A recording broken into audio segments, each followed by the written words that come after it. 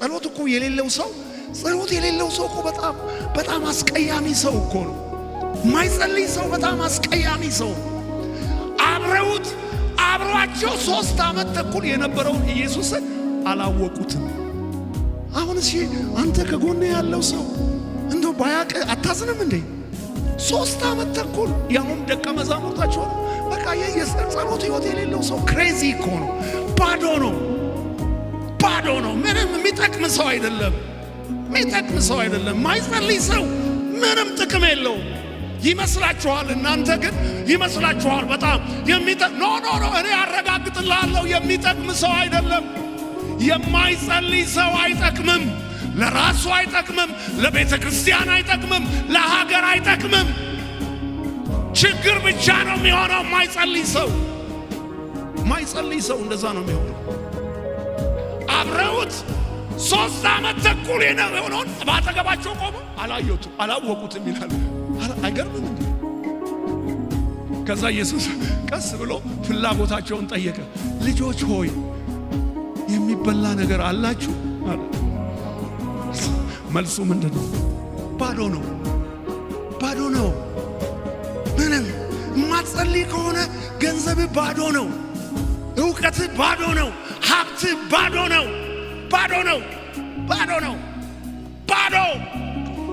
ይመስላል ያለ ኖ እኔ አረጋግጥልሃለሁ እንደ እግዚአብሔር አገልጋይ ባዶ ነው። ሕይወት ባዶ ነው። ኑሮ ባዶ ነው።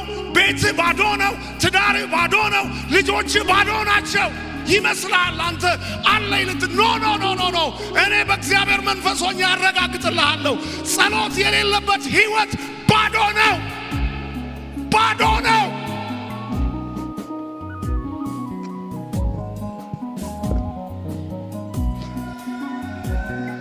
አንተ አሁን አንድ የሆነች ጎጆ ስላለች ነው ቤት አለኝ ሀብት አለኝ ምናምን ብለህ ትኮራለህ። እኔ እነግርሃለሁ ባዶ ነው። ቤት ባዶ ነው። ሀብት ባዶ ነው። ዕውቀት ባዶ ነው። ኑሮ ባዶ ነው። የሚበላላችሁ የለንም። ድሮ ምን ይወጣል ከማይጸልይ ሰው? የሚበላላችሁ የለንም። ሌሊቱን በሙሉ ስናጠምድ አደርን። የለንም። ደግ አይደል ኢየሱስ ደግ ነው። መረቡን ወደ ጥልቁ ጣሉት አላቸው እና መረቡን ወደ ጥልቁ ሲጥሉት ሳብ ሌሊቱን በሙሉ እኮ እዛው ነው ያደሩት፣ እዛው ውሃ ጋር ግን ባዶ ነው መረቡ። እና ኢየሱስን አናግሯቸው ሲጥሉት መረቡን መጎተት አቃታቸው። አየጸልየ ስትወጣ ልትጎትተው የማትችለው በረከት በፊት ይመጣል። ልትጎትተው የማትችለው ቢዝነስ በቤት ይመጣል፣ በስራ ይመጣል፣ በኑሮ ይመጣል፣ በትዳር ይመጣል፣ በልጆች ይመጣል። ወንድሜ ጸልየ ስትወጣ ተንበርክከ ስትወጣ የእግዚአብሔር በረከት ያገኘሃል። የእግዚአብሔር ደስታ ያገኘሃል። ለጸሎት የምንተጋበት ዓመት ይሁንልን። ምንድነው ለጸሎት መትጋት? እንዴት ይቻላል? ለጸሎት መትጋት ቀላል ነው። ለጸሎት መትጋት አንደኛ መወሰን ነው። መወሰን በቃ አሁን እዚህ ቁጭ ብለህ ወስን። በየቀኑ ከጌታ ጋር ለጸሎት እገናኛለሁ ብለህ ወስን።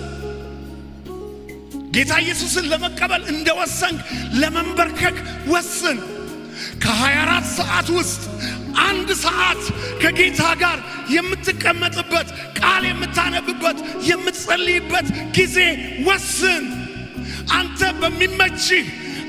በሚያመች ሰዓት ሌሊት 8 ሰዓት ይሁን፣ ጠዋት 12 ሰዓት ይሁን፣ ቀን 7 ሰዓት ይሁን፣ ነገር ግን በቀን ቢያንስ 1 ሰዓት ቁጭ ብለህ ቃሉን አንብበህ የምትጸልይበት 1 ሰዓት ወስን። በቃ መወሰን ብቻ ነው፣ ሌላ ከባድ ነገር የለውም። ከዚህ ሰዓት እስከዚህ ሰዓት ከጌታ ጋር እቀመጣለሁ እጸልያለሁ ብለህ ከስራ ከሁኔታ ከሚያመች ጊዜ እይና ለኔ የሚመቸኝ ይሄ ሰዓት ነው ብለህ ወስን። ያቺን ሰዓት አጥብቀ ያዛት። ለማንም አትፍቀድለት። ለእንቅልፍ አትፍቀድ፣ ለጓደኞች አትፍቀድ፣ ለሚስት አትፍቀድ፣ ለባልሽ አትፍቀጂ፣ ለልጆች አትፍቀድ። የእግዚአብሔር ሰዓት ትሁን።